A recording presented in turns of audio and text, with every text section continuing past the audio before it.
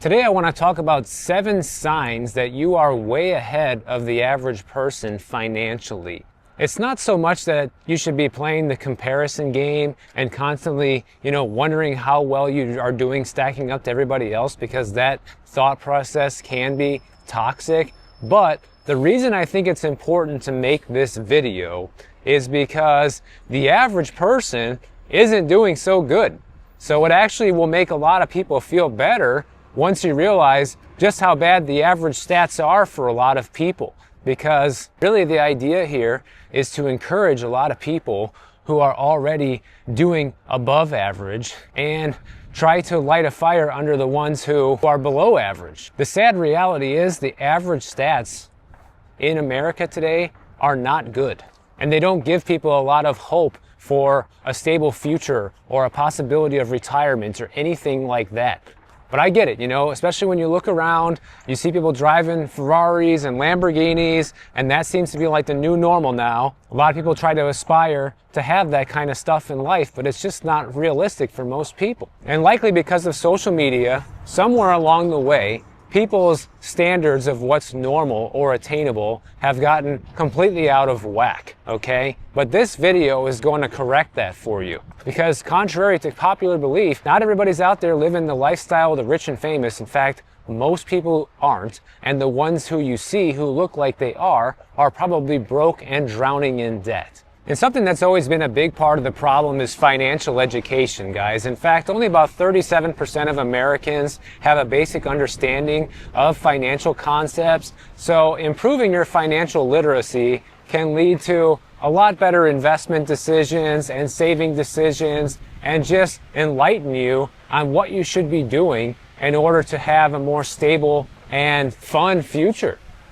It's just not fun scrounging for pennies and trying to get by. So the first sign that you're ahead of the average person is, do you have an emergency fund? Meaning, do you have enough money for at least 3 to 6 months of expenses completely saved up?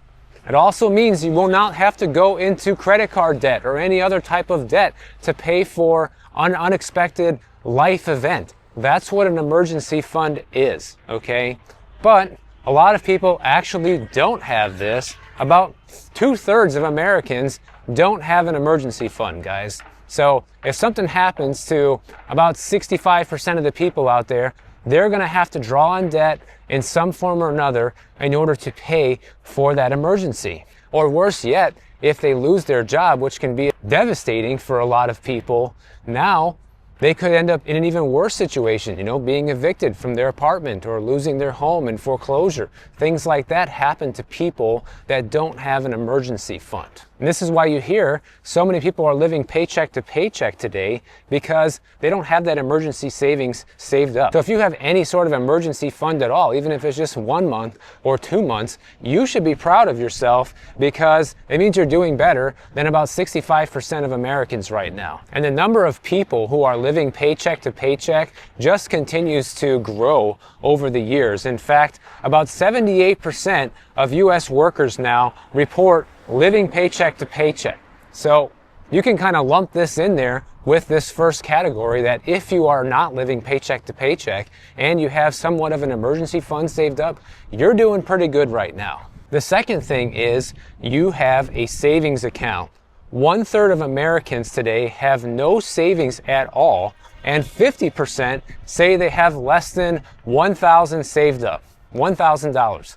50% of people don't have $1,000. I remember I actually made a video about this over the summer when I was in California, and a lot of people were like, oh, that can't be right, Michael. Well, it is. I know it's shocking. I know it's kind of hard to believe. Like, how can you not have at least $1,000 saved up?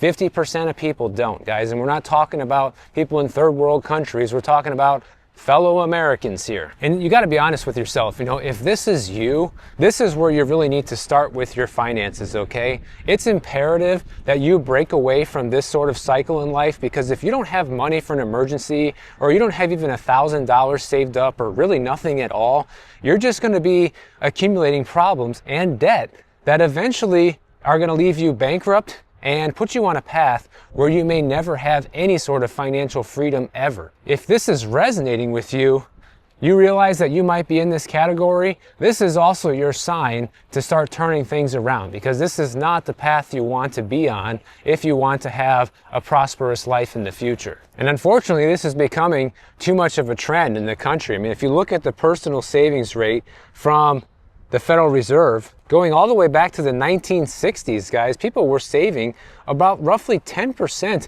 of their household income.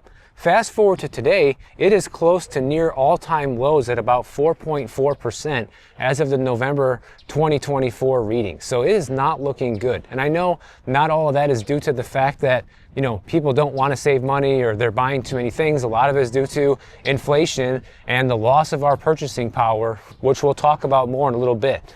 The third stat that puts you ahead of the average Joe is, do you have any money saved for retirement? Anything at all. If you have something, you're already ahead of a lot of people. About 25% of Americans have no retirement savings at all. So if you have some, you're already in the 75% of people who have something. Now, the average of what Americans have saved for retirement is about $88,000 as of 2024. So if you have more money than that saved for retirement, you're doing very well right now. Now, that's just the average across all different age groups, okay? So don't feel too bad also if you fall below that number, because a lot of people will, especially if you're on the younger side. But if you're somebody who's trying to better your financial future, you should be striving to at least save about 15% of your salary and put that towards your retirement in order to put you on track, guys. And honestly, if you can afford to save more, then go for it. Because also, the more you save, the quicker you can get to retirement, you know? Everybody has to determine that fine balance for themselves of when does it make sense to save more and when does it make sense to spend more in life, you know, because you have to live while you're alive. You don't want to save everything towards the end. But if you're comfortably saving 15% and you know you could at least save 20 and still have fun, by all means, do it.